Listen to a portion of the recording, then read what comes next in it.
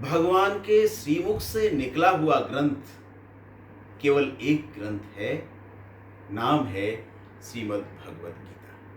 श्रीमद् भगवत गीता न केवल व्यक्ति के कर्तव्यों को उद्भासित करती है, न केवल उसके द्वारा क्या करना चाहिए क्या नहीं करना चाहिए ऐसा उपदेश करती है, बल्कि व्यक्ति को युद्ध क्षेत्र में खड़े होकर भी क्या सोचना चाहिए इसकी शिक्षा देती है। विश्व की सबसे अधिक भाषाओं में यदि अनुवाद हुआ है किसी ग्रंथ का तो श्रीमद् भगवत गीता का हुआ है। श्रीमद् भगवत गीता के एक एक श्लोक में अनेक अनेक अर्थ छुपे हुए हैं। यदि किसी को अपने जीवन का सार जानना है, यदि जीवन की समस्त विकट परिस्थितियों से पार पाना है, तो उसको श्रीमद् भगवत गीता का पाठ करना चाहिए। श्रीमद् भगवत गीता का पहला श्लोक, धर्म क्षेत्रे कुरुक्षेत्रे समवेतायुत्सवः मामकः पांडवाश्च किम कुर्वत संजय। धृतराष्ट्र संजय से पूछते हैं, संजय, धर्म क्षेत्र कुरुक्षेत्र में मेरे और पांडवों के पुत्रों ने एकत्रित होकर क्या किया? क्या अजीब प्रश्न है।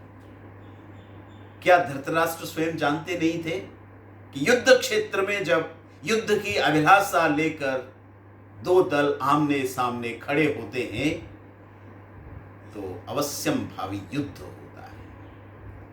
क्या धृतराष्ट्र ये नहीं जानते थे कि युद्ध को टालने का अंतिम प्रयास जो भगवान श्री कृष्ण ने संधि प्रस्ताव के रूप में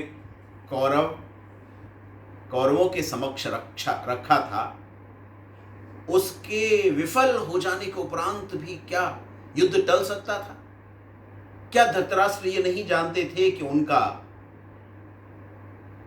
लोभी लालची दुर्योधन जो ये कहता है कि सूच्यकाग्र नैव दास्यामि विना युद्धेन केशव, क्या वो बिना युद्ध के मान जाएगा? इसके पीछे एक कहानी है। धृतराष्ट्र बहुत विद्वान थे। धृतराष्ट्र जानते थे कि जिस कुरुक्षेत्र भूमि का चयन युद्ध के लिए किया गया है वो बहुत ही पावन भूमि है। काल कालांतर से अनेक ऋषि मुनियों की पुण्य भूमि रही है। अनेक ऋषि मुनियों ने वहां पर यज्ञ और धर्म कार्य किए। आप सभी जानते हैं कि कोई भी व्यक्ति जब किसी विशेष स्थान पर जाता है तो उस स्थान का जो प्रभाव है वो उसके मन मस्तिष्क पर उतर जाता है।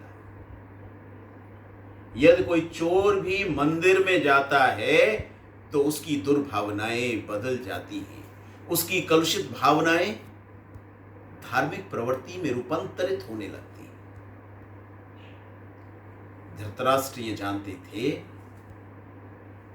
कि कुरु भूमि केवल एक कुरुक्षेत्र नहीं है, धर्म क्षेत्र भी है। उस धर्म क्षेत्र में जाकर, क्योंकि वहां के वातावरण में अनेक ऋषि मुनियों के द्वारा की गई तपस्या, अनेक ऋषि मुनियों के द्वारा किए गए तप, अनेक ऋषियों के द्वारा किए गए कर्म कांड के प्रभाव से एक ऐसा वातावरण उत्पन्न हो चुका है जहां जाकर जन सामान्य की मनोवृत्तियां बदल जाती हैं। उनके विचार में एक बात ये थी, हो सकता है ऐसी पावन भूमि में जाकर उनके दुराग्रही पुत्र दुर्योधन का विचार बदल जाए, उसके दिमाग में पलने वाली कलुषित भावनाएं धीमी पड़ जाएं। हो सकता है उसके मन में अपने ही सगे भाइयों से युद्ध करने की जो प्रबल इच्छा है वो टल जाए। हो सकता है मेरा दुर्योधन युद्ध से विरत होकर संधि के लिए तैयार हो और शेष वहां केशव है।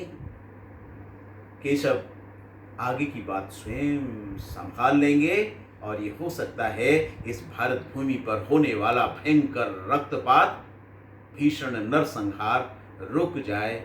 यही सोचकर पहला श्लोक महाराज धृतराष्ट्र ने संजय से पूछा, धर्म क्षेत्रे कुरुक्षेत्रे समवेतायुत्सवः मामकः पांडवाश्च किम कुर्वत्। संजय।